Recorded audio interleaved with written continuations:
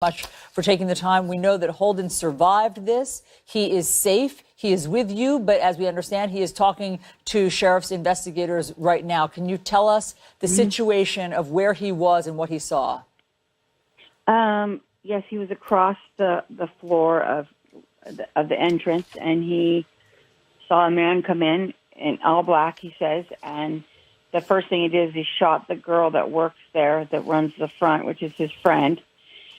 And everybody started screaming, and he fell to the ground, and he was trying to get out, crawling on the ground. And he had somebody's hand, he said. He was pulling them out. He heard about 5 shots. He said he did not see any smoke bombs going off. He just saw the man. And he crawled out the side. Everybody was running down the street. He eventually got to his car and was just opened up his car door and was letting people jump in his car he took one little girl to the hospital, had a broken arm. That's basically what happened. People were throwing chairs to get out the window, at the windows to get out. You know, it's really a tragic thing because this is the one place that as crazy as it sounds, this is the one place that I think is the safest place for him to go because of all these things happening. And once a week he goes there, and I feel really good about it. And then now I get a call, and he was hysterical. And now it's here. It's very tragic. It never happens here. Yeah, I understand. I mean, I understand that this is what he considered a safe haven. This is what all of the kids considered that. They went there to relax. They went there for a college night.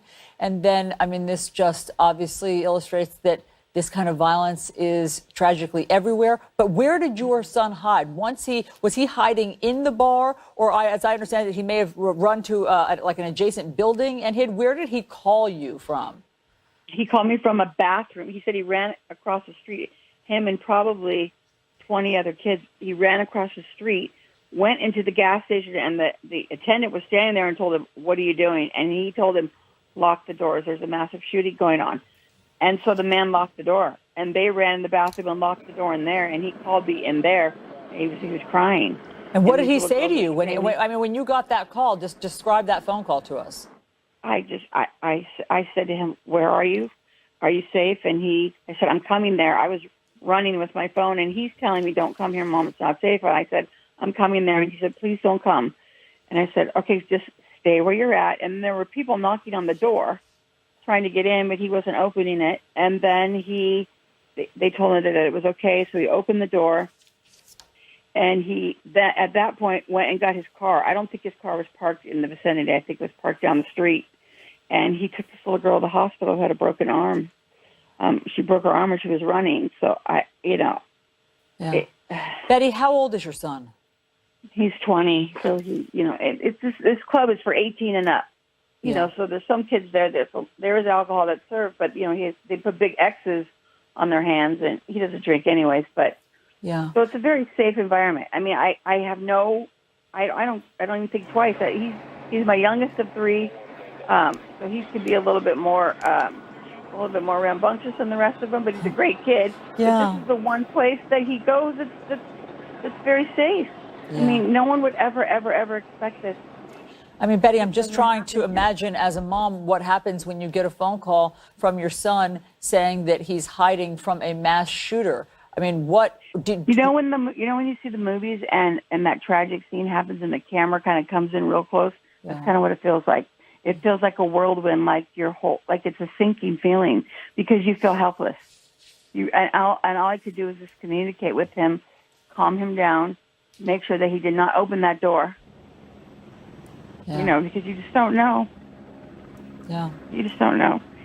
It's a very it's a very scary thing. He's been vomiting. He's very upset because what he witnessed. I don't know. He doesn't know if that girl. He thinks the girl that got shot is not alive. I told him you have to think positive, but he doesn't think she's alive. Yeah. Did he tell you any more about what the gunman looked like or said or did or he how said old? He didn't hear any words out of his mouth. He said he literally walked in. He saw him pull up the gun and just shot the girl. And at that point, everybody just kind of dropped.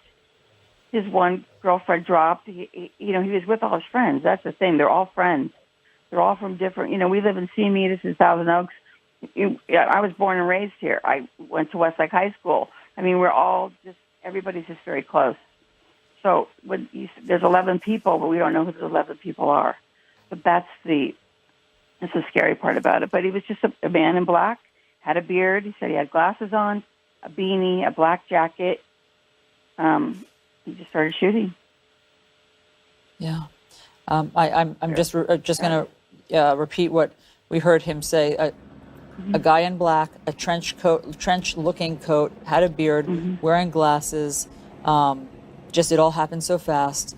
Don't know how old, don't know much more. This is the second mass shooting, Betty, of this kind of caliber in 2 weeks in America. And now your family and your son will have to live, obviously. I mean, he survived, thank God, but obviously he will carry this with him. What is the message? It's very sad, because he's 20. And for someone, and I'm a mom of 3, and I've never experienced this. So it's scary for our children, our young adults to have to go through this because that will be embedded in his head forever. And I'm worried about him. I am. It's just because he really shouldn't be experiencing this. He's in school. He's trying to, get his life going where he needs to go with his career. And, it's just something that doesn't need to happen.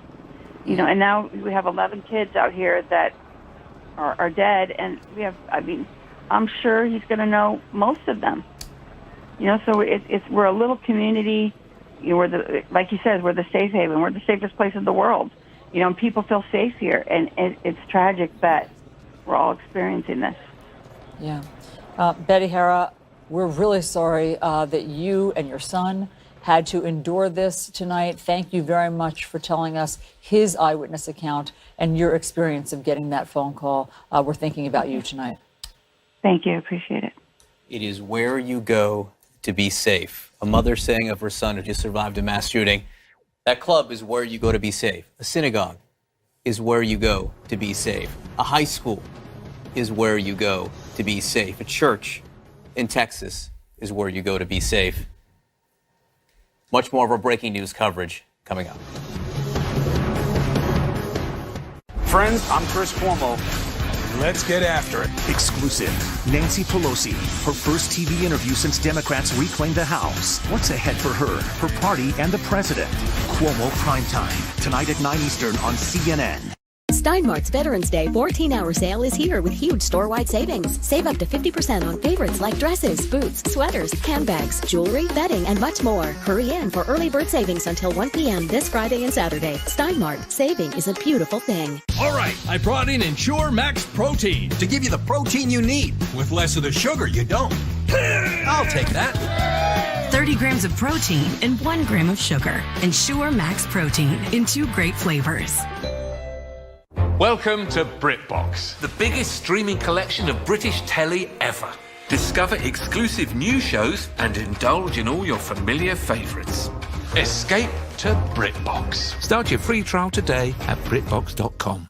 I'm Ray, and I quit smoking with Chantix. I tried to quit smoking for years on my own. I couldn't do it. I needed help. For me, Chantix worked. It did. Chantix, along with support, helps you quit smoking. Chantix, without a doubt, reduced my urge to smoke. When you try to quit smoking, with or without Chantix, you may have nicotine withdrawal symptoms. Some people had changes in behavior or thinking, aggression, hostility, agitation, depressed mood, or suicidal thoughts or actions with Chantix. Serious side effects may include seizures, new or worse heart or blood vessel problems, sleepwalking, or allergic and skin reactions, which can be life-threatening. Stop Chantix and get help right away if you have any of these. Tell your healthcare provider if you've had depression or other mental health problems. Decrease alcohol use while taking Chantix. Use caution when driving or operating machinery. The most common side effect is nausea. I don't think about cigarettes anymore. Talk to your doctor about Chantix. How much horsepower does this thing got? Doing great, Dad! Looking good, babe! Are you filming? At Booking.com, we can't guarantee you'll be any good at that water jet thingy. It's so good! But we can guarantee the best price on a hotel like this one.